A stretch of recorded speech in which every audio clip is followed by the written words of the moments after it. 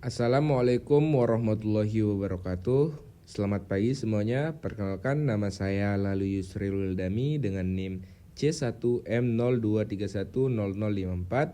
Di sini saya akan mempresentasikan tugas dari dosen pengampu saya, Ibu Nopita Hidayatun Nupus, SSI MP, yang berjudul Interaksi tanaman dalam komunitas dan respon tanaman terhadap cekaman biotik dan abiotik.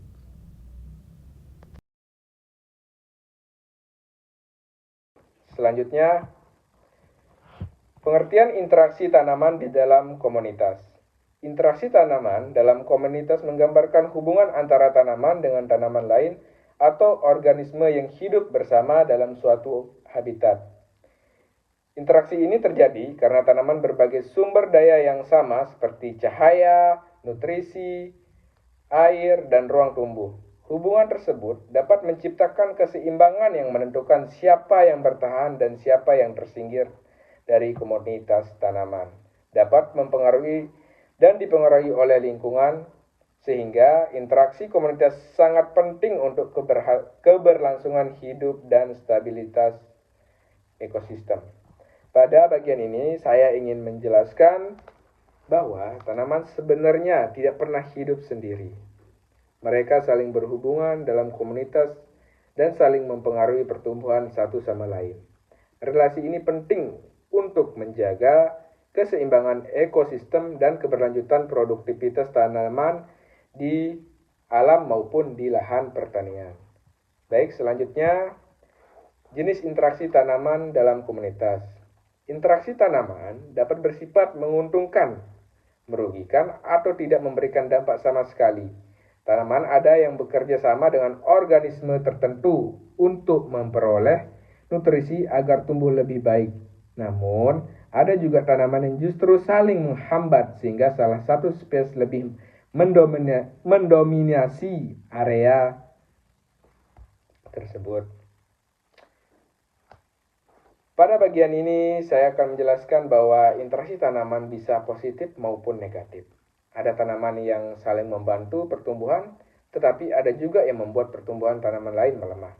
Hubungan inilah yang membuat struktur komunitas tanaman menjadi berbeda-beda pada setiap lingkungan. Selanjutnya, cekaman pada tanaman. Cekaman atau stres pada tanaman merupakan kondisi ketika tanaman menghadapi tekanan lingkungan sehingga tidak dapat tumbuh secara optimal. Cekaman dapat mengganggu proses metabolisme, fisiologi, hingga menyebabkan kerusakan pada jaringan tanaman. Tanaman akan berusaha bertahan melalui perubahan struktur, fungsi tubuh, dan aktivitas biokimia agar dapat melanjutkan pertumbuhan dan reproduksinya. Selanjutnya, cekaman biotik pada tanaman. Cekaman biotik terjadi akibat gangguan dari organisme lain, seperti serangga pemakan daun, gulma yang berebut nutrisi, serta patogen penyebab penyakit. Gangguan tersebut dapat menurunkan hasil dan kualitas tanaman.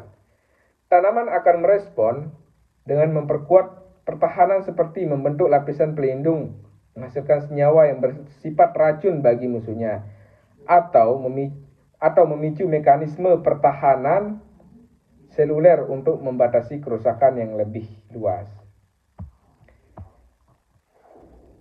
Pada bagian ini saya menjelaskan bahwa hama gulma dan penyakit adalah sumber cekaman biotik tanaman sebenarnya. Punya sistem pertahanan, misalnya memproduksi senyawa kimia untuk melawan musuhnya. Selanjutnya, cekaman abiotik pada tanaman.